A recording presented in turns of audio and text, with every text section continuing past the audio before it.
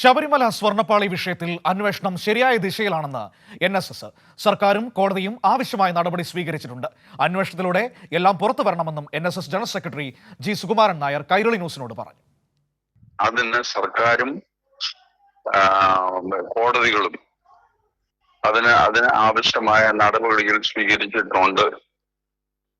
അത് തുടർന്നു വരികയുമാണ്. മാധ്യമങ്ങളും പ്രതിപക്ഷവും സ്വീകരിക്കുന്ന അജണ്ടയ്ക്കൊപ്പമല്ല തങ്ങളുടെ നിലപാടെന്നാണ് സുകുമാരൻ നായർ വ്യക്തമാക്കുന്നത്.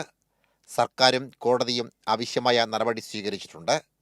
കാര്യങ്ങൾ ശരിയായ ദിശയിലാണ്. അന്വേഷണത്തിലൂടെ എല്ലാം പുറത്തു വരണമെന്നും അദ്ദേഹം പറഞ്ഞു.